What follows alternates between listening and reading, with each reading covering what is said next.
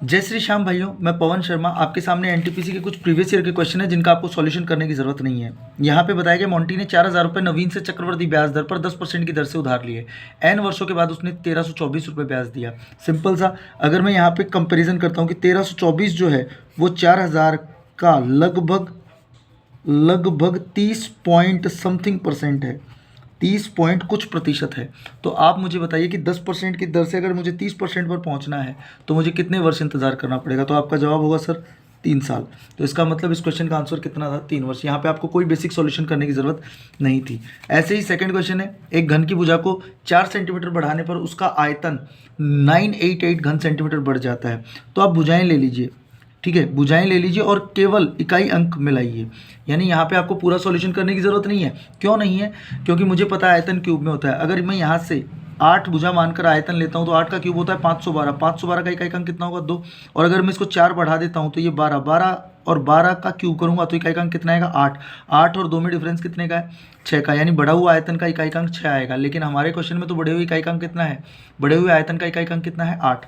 तो इसका मतलब पहला ऑप्शन गलत है। अगर मैं 6 का क्यूब करता हूँ तो इकाई अंक 6 आएगा और इसको 4 बढ़ाता हूँ तो ये 10। 0 का इकाई अंक कितना होगा 0। 0 में से 6 माइनस करेंगे तो फिर बढ़े हुए आयतन का इकाई अंक कितना आ रहा है 4। इसका मतलब ये ऑप्शन भी गलत है।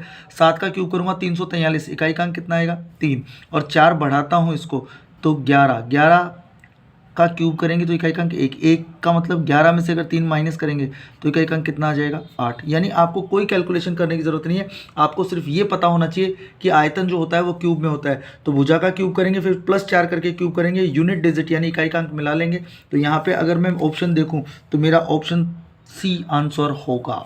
उम्मीद करता हूँ बात समझ में आई होगी। पूरी कैलकुलेशन करने की ज़रूरत नहीं है। नेक्स्ट क्वेश्चन है आपका कि वॉशिंग मशीन को बेचने पर विक्रय मूल्य का 20% लाभ काउंट किया गया। यानी विक्रय मूल्य पर 20% लाभ है। विक्रय मूल्य पर लाभ कितना है 20%। तो विक्रय मूल्य का 20% लाभ है तो मैं इसको ऐसे लिख सकता हूँ 20/100। विक्रय मूल्य का 20/100 यानी 1/5। यानी आपका सेलिंग प्राइस 5 रुपये है, 5 रुपीज़ है सेलिंग प्राइस।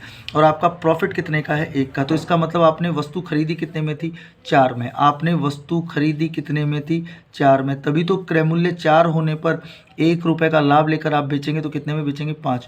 तो लाभ प्रतिशत आपको क्रय मूल्य पर निकालना था। क्रय मूल्य 1 है, प्रॉफिट कितने का है 1 का, मल्टीप्लाई बाई 100 डिवाइड करेंगे, यानी क्रय मूल्य पर आपका जो लाभ परसेंट आएगा वो 25% आएगा। यानी आपका आंसर हो जाएगा ऑप्शन नंबर 3। ठीक है। फोर्थ क्वेश्चन भी ऐसा ही था। यानी ऐसे क्वेश्चंस आए हैं जिनको आपको ज़्यादा कैलकुलेट करने की ज़रूरत नहीं पड़ी है। वहाँ पे टाइम की भी बचत हुई है और आपके माइंड की भी बचत हुई है। नेक्स्ट क्वेश्चन, एक नल जो है वो टैंक को 12 घंटे में भरता है। ठीक है।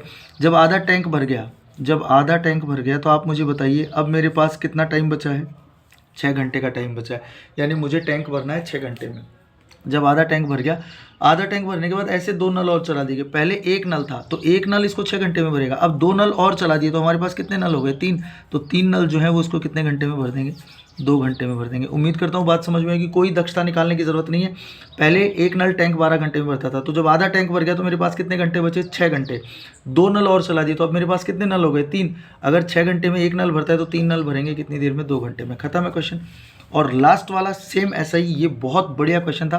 कई बच्चों ने गलती की। 5 की पावर a = 6, 6 की पावर b = 7, 7 की पावर 6 c = d और c = 8 और 8 की पावर d = 625। ध्यान से। और हमें बोला था रूट ABCD का मान बताइए। तो ज़्यादा कुछ नहीं करना। मुझे ये पता लग रहा है कि 625 दे रखा है और ये होगा 5 की पावर 4। लास्ट में 625 दे रखा था 5 की पावर 4। तो इसका मतलब मैंने अंदाज़ा लगा लिया कि ABCD का जो मल्टीप्लिकेशन होगा वो 4 होगा और 4 का रूट कितना आएगा 2। यानी आपका लास्ट ऑप्शन आंसर होगा। कोई बेसिक सॉल्यूशन करने की आवश्यकता नहीं है। आप बिल्कुल बिना किसी बेसिक सॉल्यूशन के आंसर बता सकते हैं। उम्मीद करता हूँ बात समझ में आई होगी। ऐसे ही क्वेश्चंस के लिए फॉलो करें। जय हिंद, जय भारत।